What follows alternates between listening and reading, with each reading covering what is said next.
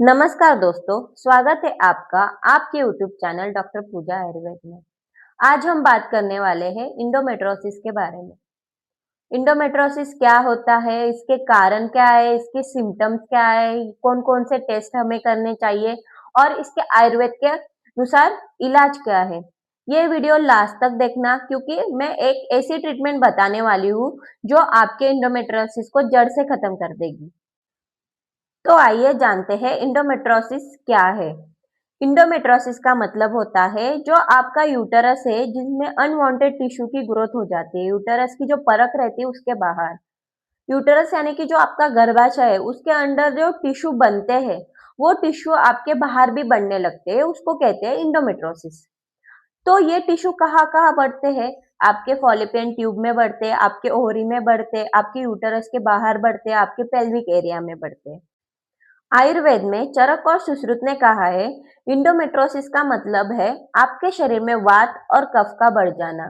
जब हमारे शरीर में वात और कफ बढ़ जाते हैं तो हमारे शरीर में इनबैलेंस आ जाता है और इनबैलेंस की वजह से हमारे शरीर में क्रॉनिक इन्फ्लेमेशन की स्थिति आ जाती है।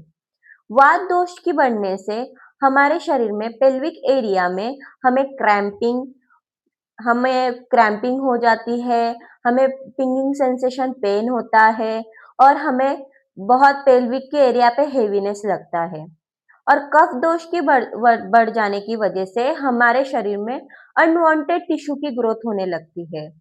जैसे हमने देखा यूटरस के बाहर होती है, फॉलिपियन ट्यूब में होती है, ओवरी में होती, यहाँ कफ दोष की बढ़ने की वजह से हमारे शरीर में अनवांटेड ग्रोथ होने लगती है। तो आइए जानते हैं इंडोमेट्रोसिस के सिम्पटम्स क्या-क्या है? हम कैसे पहचानेंगे कि हमें इंडोमेट्रोसिस की समस्या है?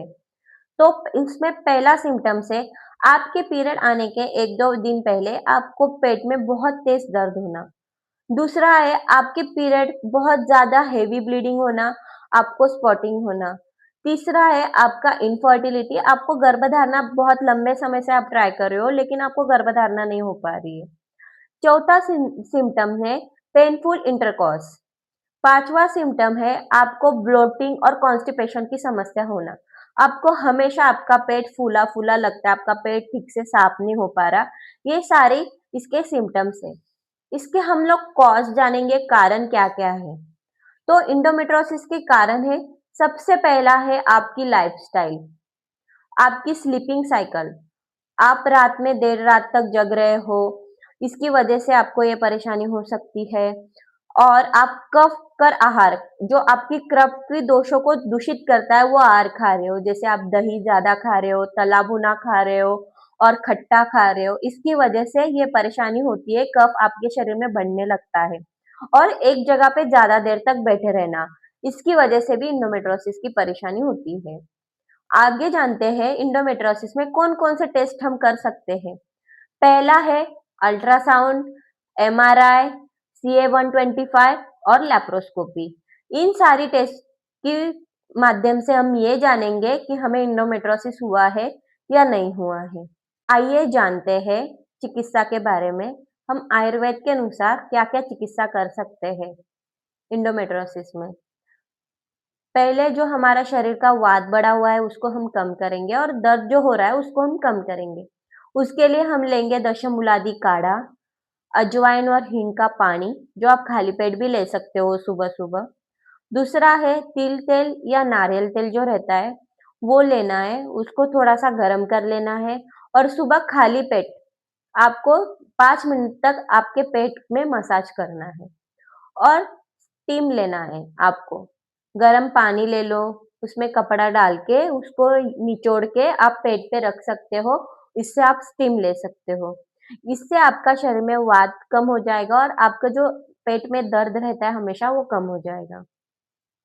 दूसरा हम जानेंगे इन्फ्लेमेशन, जो हमारे शरीर में इन्फ्लेमेशन होता है उसके लिए हम क्या आयुर्वेदिक चिकित्सा कर सकते हैं।